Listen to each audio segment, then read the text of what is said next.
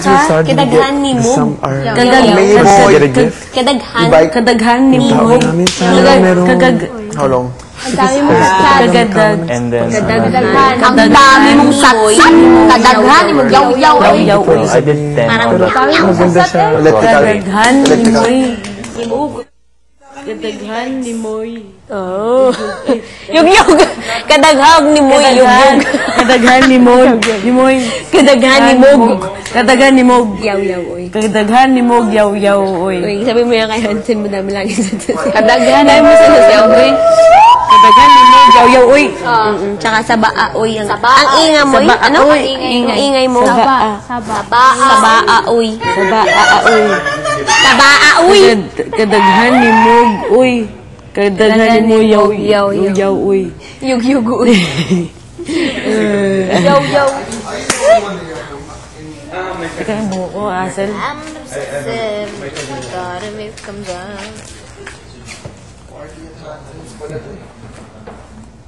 Sino ulam?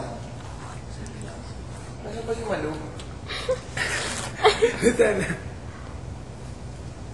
Sinong malo? Isit. Kape yan? Sinong malo? Kape tubig. Dapat may kasama ganun eh. May kasama dapat ganun, Bugoy. Kasi ano mo yun. Kadaghanin mo. Kadaghanin mo. Yaw-yaw, uy. Kadaghanin mo, yaw-yaw, uy.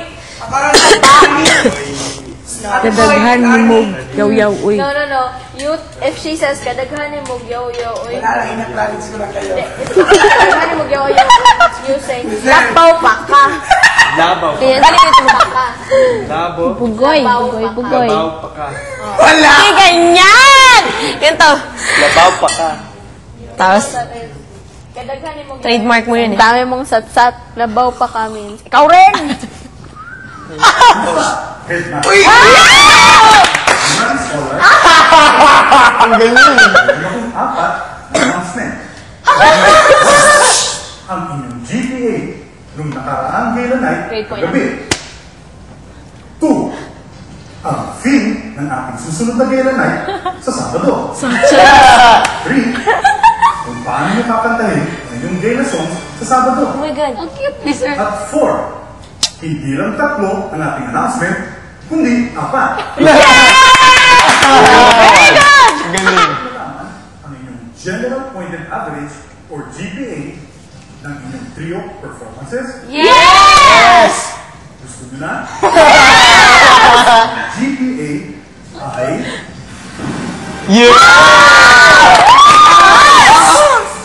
Marami na naman sa inyo ang tataba ngayong linggo. Kasi mapupuno ang inyong ref ng groceries na naman. Cute ni sir. Kasi meron kayong allowance. Cute ni sir, di ba? Congrats, scholars. Gwapo niya. Number 2. Walang makeup yan ha. Ang mga kakantahin mo sa susunod na gala night ay mga showstopper songs. Sabi ko na yun. Sa madaling salita, mga kanta na kahit pag-uwi ng mga tao galing sa concert nyo, ay maaalala pa rin nila sa ilang pagtulog. Number 3. Dahil sa Sabado ay live band na inyong mga kasama, maaga pa lang ay dapat handa na kayo sa mga kanta ninyo. At pagdating ko sa Monday, dapat memoryado nyo na. Ano? Bilis naman nun!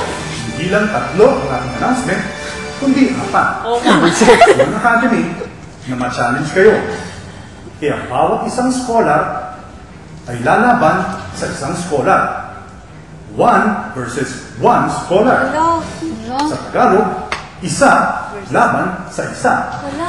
Sa makatwid, 5 pares. Pagdating sa Sabado, bawat 2 scholars na magtutuos ang makakakuha ng mas mababang grado ay siyang magiging instant trophy. Oh my God! Sa makatwid, magkakaroon tayo ng bottom 5. Binase ang lineup at pagpapares-pares ng mga scholars sa inyong mga gala performance rankings.